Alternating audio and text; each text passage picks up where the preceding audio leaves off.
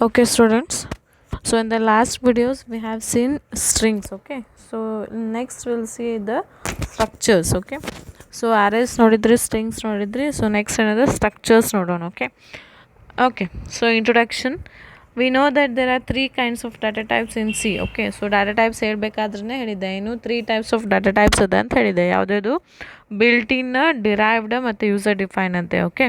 So built in ಒಳಗೆ ಯಾವ್ದಾದ್ರು ಬರ್ತಾವೆ int, float, char, long, double ಇವೆಲ್ಲ ಬಿಲ್ಟಿನ್ನಾಗ ಬರ್ತಾವೆ. ಡಿರೈವ್ಡ್ ಒಳಗೆ ಮೊನ್ನೆ ಹೇಳಿದ್ದೆ ಏನು ಅರೇಸ್, ಕರೆಕ್ಟ್. ಸೊ ಡಿರೈವ್ ಒಳಗೆ ಅರೇಸ್ ಅಂತ ಅದಕ್ಕೆ ಡಿರೈವ್ ಯೂಸ್ ಮಾಡ್ತೀವಿ ಅಂದರೆ ಜಾಸ್ತಿನ ಸ್ಟೋರ್ ಮಾಡೋಕ್ಕೆ ಡಿರೈವ್ ಯೂಸ್ ಮಾಡ್ತೀವಿ ಅಂತ ಹೇಳಿದೆ. ಓಕೆ. ಸೊ ಇನ್ನೊಂದು ಯಾವುದು ಯೂಸರ್ ಡಿಫೈನ್ ಅಂತ ಹೇಳಿದೆ. ಓಕೆ. ಸೊ ಯೂಸರ್ ಡಿಫೈನ್ ಅಂತಂದ್ರೆ ಏನು, ಯೂಸರಿಗೆ ತನಗೆ ಹೆಂಗೆ ಬೇಕು ಹಂಗೆ ಡಿಫೈನ್ ಮಾಡ್ಕೋದ್ಕೇನಂತಾನೆ ಯೂಸರ್ ಡಿಫೈನ್ ಅಂತ ಹೇಳಿದೆ. ಸೊ ತ್ರೀ ಟೈಪ್ಸು ಹೇಳೀನಿ. Okay.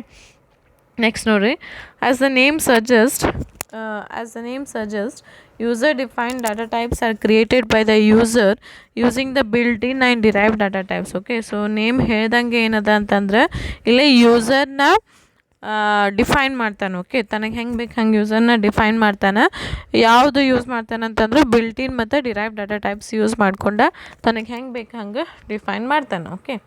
Next, by allowing us to construct our own data types in C language provided a powerful way to deal with wide variety of data in an effective way. Okay, ಇಲ್ಲೇನಾಗ್ತದೆ ಅಂತಂದ್ರೆ ನಮ್ಗೆ data ಟೈಪ್ಸಿಂದ ಏನದ ಅಲ್ಲ, built in data types ಆಗಲಿ derive data types ಆಗಲಿ, so ಅವನ್ನ ನಾವು ಜಾಸ್ತಿ wide variety of data in effective way ಅಂತಂದ್ರೆ ನಮ್ಮ ಡಾಟಾನ ಭಾಳಷ್ಟು ಸ್ಟೋರ್ ಮಾಡೋಕೆ, ವೈಡ್ ಒಳಗೆ ಸ್ಟೋರ್ ಮಾಡೋಕೆ ನಾವು ಯೂಸ್ ಮಾಡ್ತೀವಿ ಅಂತ ಹೇಳ್ತಾನೆ. ಓಕೆ. ಸೊ ಅವು ಯೂಸರ್ ಡಿಫೈನ್ ಟೈಪ್ಸ್ ಒಳಗೆ ನಮ್ಗೆ ತ್ರೀ ಬರ್ತಾವೆ. ಯಾವ್ಯಾವು? ಸ್ಟ್ರಕ್ಚರ್ಸ್, ಯೂನಿಯನ್ ಮತ್ತು ಇನ್ಯೂಮರೇಷನ್ ಅಂತ ಬರ್ತಾವೆ. ತಿಳಿತಾ? By allowing us to construct our own data types, C language provides a powerful way to deal with a wide variety of data in an effective way ಅಂತಂದ್ರೆ ನಮಗೆ ನಮ್ದು ಹೆಂಗೆ ಬೇಕು ಹಂಗೆ ನಾವು ಡಿರೈವ್ ಮಾಡ್ಕೋಬೋದು ಯೂಸರ್ ಡಿಫೈನ್ ಡಾಟಾ ಟೈಪ್ ಒಳಗೆ. Okay. So user define data type ಒಳಗೆ ನಾವು ಹೆಂಗೆ ಬೇಕು ಹಂಗೆ ಡಿರೈವ್ ಮಾಡ್ಕೊಂಡೋದು ನಿಂತು ನಮಗೆ ಭಾಳಷ್ಟು ಡಾಟಾನ ನಾವು ಎಫೆಕ್ಟಿವ್ ವೇದಾಗ ಯೂಸ್ ಮಾಡೋ ಅಂಥ ಕೆಪಾಸಿಟಿನ ಕೊಡ್ತದೆ ಅಂತ ಹೇಳ್ಬೋದು. ಓಕೆ. ಸೊ ಅದ್ರಾಗ ತ್ರೀ ಟೈಪ್ಸ್ ಅದಾವೆ ಯೂಸರ್ ಡಿಫೈನ್ ಒಳಗೆ, ಯೂನಿಯನ್, ಸ್ಟ್ರಕ್ಚರ್ಸ್ ಮತ್ತು ಇನ್ಯೂಮರೇಷನ್ ಅಂತ. ಓಕೆ. ಸೊ ಈಗ ನಾವು ಸ್ಟ್ರಕ್ಚರ್ಸ್ ಅಂದರೆ ಏನು ನೋಡೋಣ ಫಸ್ಟ್. ಓಕೆ. ಆಮೇಲೆ ಯೂನಿಯನ್ ಆ್ಯಂಡ್ ಇನ್ಯೂಮರೇಷನಿಗೆ ಹೋಗೋಣ. ಅದು ನಿಮಗಿಲ್ಲ ಸಿಲೆಬಸ್ಸಿಗೆ. If possible I will do one video on that. Okay. Next, introduction to structure. Arrays are the derive data types those deal with similar set of data. Okay. So array ಒಳಗೆ ಏನು ಹೇಳಿದೆ, ನಾನು derive data type ಅದ, ಅಲ್ಲಿ large amount of ಡಾಟಾನ store ಮಾಡ್ತೀವಿ ಅಂತ ಹೇಳಿದೆ. ಓಕೆ.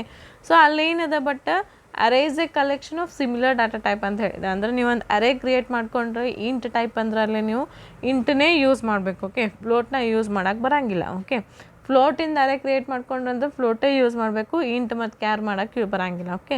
ಸೊ ಕ್ಯಾರ್ ಕ್ರಿಯೇಟ್ ಮಾಡ್ಕೊಂಡ್ರೆ ಕ್ಯಾರೇ ಯೂಸ್ ಮಾಡಬೇಕು. ಓಕೆ. ಹಂಗೇನದ ಅರೇ ಒಳಗೆ ಏನದ ಸಿಮಿಲರ್ ಡಾಟಾ ಟೈಪ್ಸ್ನ ಅಷ್ಟೇ ನಾವು ಸ್ಟೋರ್ ಮಾಡ್ಬೋದು. Okay. But in real life there are situation where in our object is related to multiple attributes. But ನಮ್ದು ಏನದ ಅಂತಂದ್ರೆ ಈಗ ಒಂದು ಅರೇ ಕ್ರಿಯೇಟ್ ಮಾಡ್ಕೊಂಡು ಬಂದ್ರೆ ನಾವು ಭಾಳಷ್ಟು ಯೂಸ್ ಮಾಡಬೇಕಾಗ್ತದೆ. ಇಂಟನ್ನು ಯೂಸ್ ಮಾಡಬೇಕಾಗ್ತದೆ, ಫ್ಲೋಟ್ನು ಯೂಸ್ ಮಾಡಬೇಕಾಗ್ತದೆ, ಕ್ಯಾರು ಯೂಸ್ ಮಾಡಬೇಕಾಗ್ತದೆ. ಸೊ ಈಗ ನಾವು ಫಾರ್ ಎಕ್ಸಾಂಪಲ್ ಸ್ಟೂಡೆಂಟ್ಸಿಂದ ಏನೋ ಇನ್ಫಾರ್ಮೇಷನ್ ಸ್ಟೋರ್ ಮಾಡ್ಬೇಕಂತೀವಿ. ಓಕೆ. ನಮ್ಮ ಕಾಲೇಜ್ನಾಗ 400 ಮೆಂಬರ್ಸ್ ಸ್ಟೂಡೆಂಟ್ಸ್ ಅದಾರ ಅಂತ ತಿಳ್ಕೊರಿ. ಓಕೆ. ಆ 400 ಮೆಂಬರ್ಸಿನ ಸ್ಟೂಡೆಂಟ್ಸ್ ನಾವು ಸ್ಟೋರ್ ಮಾಡ್ಬೇಕಂದ್ರೆ ನಮ್ಗೆ ಲಾರ್ಜ್ ವಾಲ್ಯೂಮ್ ಆಫ್ ಡಾಟಾ ಬೇಕು. ಓಕೆ. ಸೊ ಅಲ್ಲಿ ನಾವು ಅರೇಸ್ ಯೂಸ್ ಮಾಡಿದ್ವಂತಂದ್ರೆ ಈಗ ಬರೇನ ಇಂಟೀಜರ್ ಟೈಪ್ ಯೂಸ್ ಮಾಡ್ದಂದ್ರೆ ಅಲ್ಲಿ ನಂಗೆ ಸ್ಟೂಡೆಂಟ್ಸ್ ನೇಮ್ ಎಂಟರ್ ಮಾಡೋಕ್ಕೆ ಬರೋಂಗಿಲ್ಲ. ಓಕೆ. ಈಗ ನನಗೆ ಸ್ಟೂಡೆಂಟ್ಸ್ ರೆಕಾರ್ಡ್ ಮೇಂಟೈನ್ ಮಾಡೋದದ, ಅಲ್ಲಿ ನನಗೆ ಏನೇನು ಬೇಕಾಗಿದೆ, student name, student university number, student percentage, student mobile number, address ಇಷ್ಟು ಸ್ಟೋರ್ ಮಾಡೋದದ. ಓಕೆ. ಈಗ ನಾನು ಲಾರ್ಜ್ ಅರೇ ತೊಗೊಂಡೆ ಅಂತಂದ್ರೆ ಅಲ್ಲಿ ನನಗೆ ಬರೀ ಇಂಟ್ ತೊಗೊಂಡಂದ್ರೆ ಬರೀ ನನಗೆ ಇಂಟಿಜರ್ ಟೈಪ್ ನಂಬರ್ ಅಷ್ಟೇ ಸ್ಟೋರ್ ಮಾಡ್ಬೋದು, ಬಟ್ ಕ್ಯಾರೆಕ್ಟರ್ ಮಾಡೋಕ್ಕೆ ಬರೋಂಗಿಲ್ಲ, ಯಾಕಂದ್ರೆ ನನಗೆ ನೇಮ್ ಸ್ಟೋರ್ ಮಾಡಬೇಕು. ಓಕೆ. ಕ್ಯಾರ್ ತೊಗೊಂಡಂದ್ರೆ ಮೊಬೈಲ್ ನಂಬರ್ ಸ್ಟೋರ್ ಮಾಡೋಕ್ಕೆ ಬರೋಂಗಿಲ್ಲ. ಸೊ ಅಲ್ಲೇನಾಗ್ತದೆ, ಅಂಥ ಸಿಚುವೇಶನ್ನಾಗ ನಾವು ಎಲ್ಲನೂ ಯೂಸ್ ಮಾಡಬೇಕಾಗ್ತದೆ. ಓಕೆ. ಅಂದರೆ ನಾವು ಡಾಟಾ ಟೈಪ್ ಒಂದು ಸತಿ ದೊಡ್ಡದು ಏನಾರು ದೊಡ್ಡ ಸ್ಟೋರ್ ಮಾಡಬೇಕಾಗಿತ್ತು ಅಂದ್ರೆ ನಾವು ಇಂಟಿಜರು ಯೂಸ್ ಮಾಡಬೇಕಾಗ್ತದೆ, ಕ್ಯಾರು ಯೂಸ್ ಮಾಡಬೇಕಾಗ್ತದೆ, ಫ್ಲೋಟು ಯೂಸ್ ಮಾಡಬೇಕಾಗ್ತದೆ. ಅಂದ್ರೆ ಎಲ್ಲನೂ ಒಮ್ಮೆ ಯೂಸ್ ಮಾಡಬೇಕಾಗ್ತದೆ. ಸೊ ಅವಾಗೇನು ಹೋಗ್ತೀವಿ ಅಂತಂದ್ರೆ ಸ್ಟ್ರಕ್ಚರ್ಸಿಗೆ ಹೋಗ್ತೀವಿ. ಓಕೆ. ತಿಳಿತಾ? ಸ್ಟ್ರಕ್ಚರ್ ಒಳಗೆ ಏನದ ನಾವೆಲ್ಲ ಡಾಟಾ ಟೈಪ್ಸ್ನ ಯೂಸ್ ಮಾಡ್ಬೋದು. Okay, to store such scenarios we need to have a tool that is capable of handling this similar data. Okay, ಅಂದರೆ ಎಲ್ಲ ಟೈಪ್ಸ್ ಆಫ್ ಡಾಟಾನ ನಾವು ಸ್ಟ್ರಕ್ಚರ್ಸ್ ಒಳಗೆ ಹ್ಯಾಂಡಲ್ ಮಾಡ್ಬೋದು ಅಂತ ಹೇಳ್ತಾನೆ. Okay, the tool is nothing but A user defined data type called the structure. ಅದು ಯಾವುದು? Structure. Thus, for dealing with dissimilar collection of data such as integration, float and character together, we have a user defined data type in C that is called structure. Okay, so ಇಲ್ಲಿ ನಾವು ಎಲ್ಲ type of data ಟೈಪ್ನ ನಾವು use ಮಾಡ್ಬೋದು ಅಂತ ಹೇಳ್ತಾರೆ. Okay, the only difference between array and structure is array ಒಳಗೆ similar data type use ಮಾಡಬೇಕಾಗ್ತದೆ, but structure ಒಳಗೆ ಏನದ ಡಿಸ್ಸಿಮಿಲರ್ ಡಾಟಾ ಟೈಪ್ಸ್ನ ನಾವು ಯೂಸ್ ಮಾಡ್ಬೋದು. Okay, next definition of structure. Structure ಹೆಂಗೆ ಡಿಫೈನ್ ಮಾಡ್ತಾನೆ ನೋಡಿರಿ. Structure can be defined as a user defined data type containing a set or a collection of dissimilar data types. Okay, ಇದನ್ನೇ ಏನದ user defined data type ಇದೆ.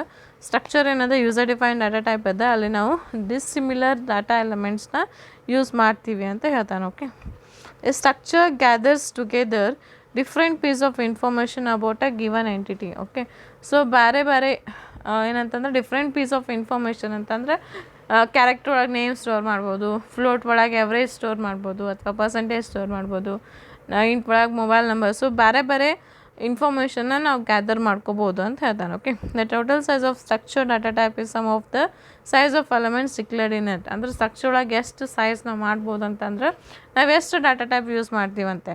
Okay, ನಾವು ಎಷ್ಟು elements use ಮಾಡ್ತೀವಿ ಅದ್ರದ್ದು ಸಮ್ ಮಾಡ್ಕೊಂಡು, ಈಗ ಫಾರ್ ಎಕ್ಸಾಂಪಲ್ ಇಂಟಿಂದ 1 ಯೂಸ್ ಮಾಡಿದ್ವಿ, ಫ್ಲೋಟಿಂದ 1 ಯೂಸ್ ಮಾಡಿದ್ವಿ ಅಂತಂದರೆ ಇಂಟಿಂದ 2, ಫ್ಲೋಟಿಂದ 4. ಸೊ 4 + 2 = 6. ಟೋಟಲ್ ಸೈಜ್ ಎಷ್ಟಾಯ್ತು? 6 ಆಯ್ತು. ಓಕೆ, ಸೊ ನಾವು ಎಷ್ಟು ಎಲಿಮೆಂಟ್ಸ್ ಯೂಸ್ ಮಾಡ್ತೀವಿ ಅಷ್ಟರದ್ದು ಸಮ್ ಮಾಡಿದ್ವಿ ಅಂತ ನಮಗೆ ಟೋಟಲ್ ಸೈಜ್ ಸಿಕ್ತು. ನೆಕ್ಸ್ಟ್, ಸೊ ಹೆಂಗೆ ಬರಿತೀವಿ ನೋಡ್ರಿ. ಇಲ್ಲೇ ನಾವು ಸ್ಟ್ರಕ್ಟ್ ಕೀವರ್ಡ್ ಯೂಸ್ ಮಾಡ್ತೀವಿ ಇಲ್ಲ. Okay, so structure name, next ಒಳಗೆ ಎಷ್ಟು ಸ್ಟ್ರಕ್ಚರ್ ಎಲಿಮೆಂಟ್ಸ್ ಯೂಸ್ ಮಾಡ್ತೀರ ಅಂತ ಬರಿಬೇಕು. ಸೊ ಎಕ್ಸಾಂಪಲ್ ಕೊಡಾಕತ್ತೆ ನೋಡ್ರಿ ಇಲ್ಲೇ. ಸ್ಟೂಡೆಂಟ್ ಅಂತ ತೊಗೊಳೋಣ. ಸೊ ಸ್ಟೂಡೆಂಟ್ ಸ್ಟ್ರಕ್ಚರ್ ಒಳಗೆ ಏನೇನು ಮಾಡ್ಕೊಂಡಾನ? Roll number, percentage, name. Okay, ಹಾಗೆ employee, ID, char name, char city, salary. Okay, so branch ಅಂತ ತೊಗೊಳೋಣ. ಅಲ್ಲಿ branch code, char name, capacity, HOD name. So ಹಿಂಗೆ ಡಿಫ್ರೆಂಟಿಂದ ಎಕ್ಸಾಂಪಲ್ಸ್ ಕೊಟ್ಟಾನ ನೋಡಿ. ಈಗ ಸ್ಟೂಡೆಂಟ್ ಒಳಗೆ ಇಂಟನ್ನು ತೊಗೊಳೋಣ, ಫ್ಲೋಟ್ನು ತೊಗೊಳೋಣ, ಕ್ಯಾರ್ನು ತೊಗೊಳೋಣ. ಸೊ ಯಾವಾಗೂ ಹೆಂಗಿರ್ಬೇಕಂತಂದ್ರೆ ಫಸ್ಟ್ ಸ್ಟ್ರಕ್ಟ್ ಅಂತ ಯೂಸ್ ಮಾಡಬೇಕು, ಆಮೇಲೆ ಅದ್ರ ನೇಮ್ ಕೊಡ್ರಿ ಒಂದು, ಆಮೇಲೆ open flower bracket open, next int roll number, float percentage, char name. So ನಿಮ್ಗೆ ಎಷ್ಟು ಬೇಕಷ್ಟು ಅದು ಯೂಸ್ ಮಾಡಿಕೊಂಡು ಮತ್ತು ಅದನ್ನು ಕ್ಲೋಸ್ ಮಾಡಿಬಿಡ್ಬೇಕು. Okay, so these are examples. The above declaration just creates a structured data type with some elements contained in it. Okay, so what ಅದ್ರಾಗ ಒಂದು ಸ್ವಲ್ಪ ಎಲಿಮೆಂಟ್ಸ್ ಇರ್ತದೆ ಅಂತ ಹೇಳ್ತಾನೆ. It means we have created a data type that we wanted and which is very similar to int and float data types. ಇಲ್ಲಿ ಯೂಸರೇ clear ಮಾಡ್ಯಾನ. So int ಮತ್ತು ಫ್ಲೋಟ್ ಡಾಟಾ ಟೈಪ್ಸ್ ಯೂಸ್ ಮಾಡ್ಯಾನ ಅಂತ ಹೇಳ್ತಾನೆ. As int, float or char are built in types, we only use them in all programs and cannot create them also. So built in type ಇದ್ದ ಸಲಕ ಅದನ್ನು ಅವರೇ use ಮಾಡಬೇಕಾಗ್ತದೆ, ಅದನ್ನು ಹೊಸದೇನು ಕ್ರಿಯೇಟ್ ಮಾಡೋಕ್ಕೆ ಬರೋಂಗಿಲ್ಲ.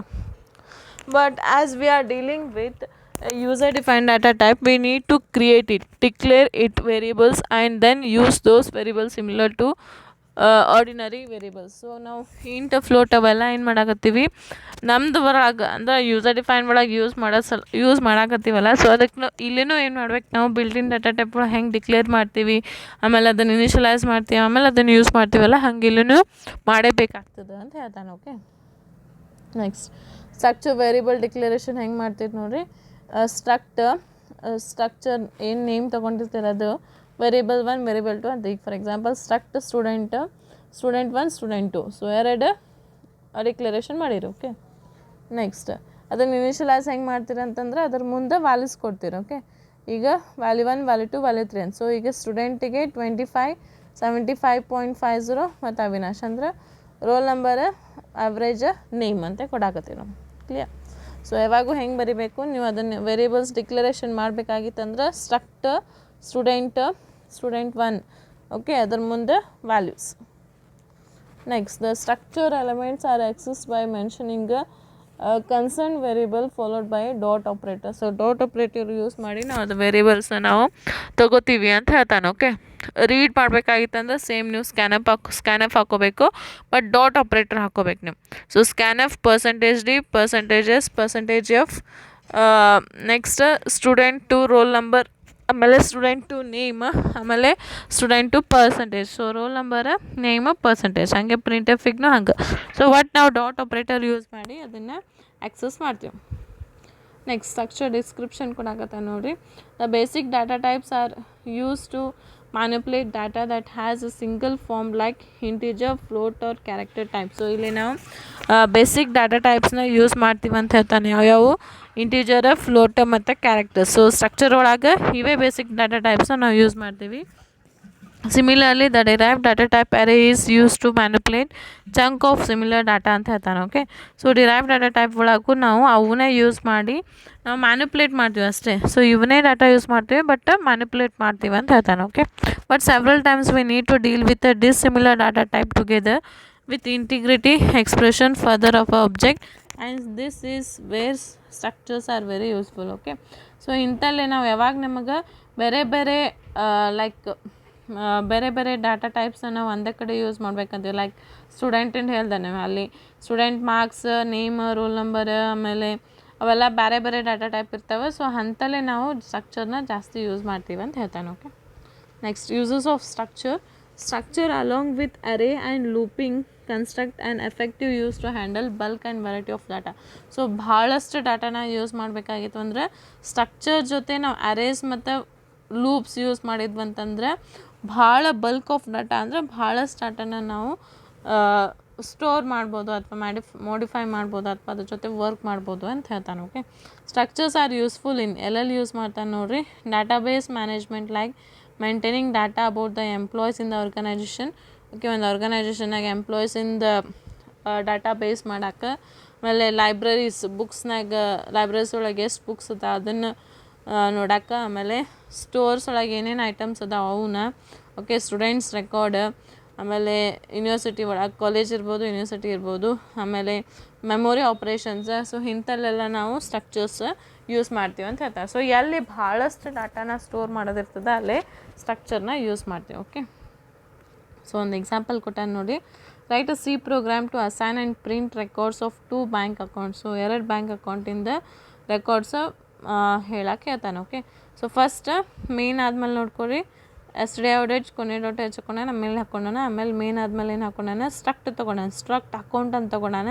ಸೊ ಅದ್ರಾಗ account number, name, balance. So account number int ತೊಗೊಂಡಾನ, ನೇಮ್ ಕ್ಯಾರ್ ತೊಗೊಂಡಾನ, ಬ್ಯಾಲೆನ್ಸ್ ಫ್ಲೋಟ್ ತೊಗೊಂಡಾನ. ಓಕೆ, ಈಗ ಅವನ್ನೆಲ್ಲ ಎಂಟರ್ ಮಾಡಬೇಕಲ್ಲ. ಸೊ ಸ್ಟ್ರಕ್ಟ್ ಅಕೌಂಟ್ ಸೇವಿಂಗ್ಸ್ ಅಂತ ತೊಗೊಂಡಾನ.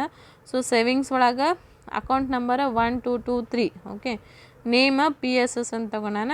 ಬ್ಯಾಲೆನ್ಸ್ ಎಷ್ಟದ? 1200.50. ಓಕೆ, ಆಮೇಲೆ ಕರೆಂಟ್ ಒಳಗೆ ಅಕೌಂಟ್ ನಂಬರ್ ಏನಿದೆ 201, ನೇಮ್ ASS, ಅದ್ರ balance 1000. Okay, next print F savings account ಅಂತ ತಗೊಂಡು ಫಸ್ಟ್ ಸೇವಿಂಗ್ಸ್ ಅಕೌಂಟಿಂದೆಲ್ಲ ಪ್ರಿಂಟ್ ಮಾಡ್ಬೇಕು. So account number, savings account number. So ಇಲ್ಲಿ ಪ್ರಿಂಟ್ ಮಾಡಬೇಕಂದ್ರೆ ಏನು ಮಾಡ್ತೀರಿ? Saving dot account number. Okay, next saving dot name, next saving dot balance. ಹಂಗೆ ಕರೆಂಟಿಂದ current dot account number, current dot name, current dot balance. So ನೀವು ಎಲ್ಲರ scan ಮಾಡಬೇಕು, print ಮಾಡಬೇಕಾಗಿತ್ತು ಅಂತಂದ್ರೆ ಆ ಸ್ಟ್ರಕ್ಚರ್ ನೇಮ್ ಮತ್ತು ಡಾಟ್ ಯೂಸ್ ಮಾಡಿ ಅದರದ್ದು ಅಕೌಂಟ್ ನಂಬರ್, ನೇಮ್, ಬ್ಯಾಲೆನ್ಸ್ ಹಂಗೆ ನಾವು ಯೂಸ್ ಮಾಡಬೇಕಂತ ಹೇಳ್ತಾನೆ.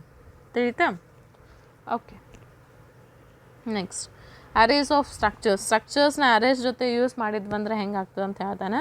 We can apply the theory of array to structure also to handle multiple objects having different attributes. So ಭಾಳಷ್ಟು ಆಬ್ಜೆಕ್ಟ್ಸ್ ಬೇರೆ ಬೇರೆ ಅಟ್ರಿಬ್ಯೂಟ್ಸ್ ಯೂಸ್ ಮಾಡೋಕೆ ಏನು ಮಾಡ್ತಾನೆ? ಅರೇಸ್ ಯೂಸ್ ಮಾಡ್ತೀವಿ ಅಂತ ಹೇಳ್ತಾನೆ. Okay, next the array of variables for A structure can be defined as. So structure ಜೊತೆ ನಾವು ಹೆಂಗೆ ಡಿಫೈನ್ ಮಾಡ್ತೀವಿ ಅಂತಂದರೆ ಸ್ಟ್ರಕ್ಚರ್ ವೇರಿಯಬಲ್ ಡಿಕ್ಲರೇಷನ್ ಅಂತ ಯೂಸ್ ಮಾಡ್ತೀವಿ. ಸೊ ಹೆಂಗೆ ಮಾಡ್ತೀವಿ ನೋಡ್ರಿ ಇಲ್ಲಿ.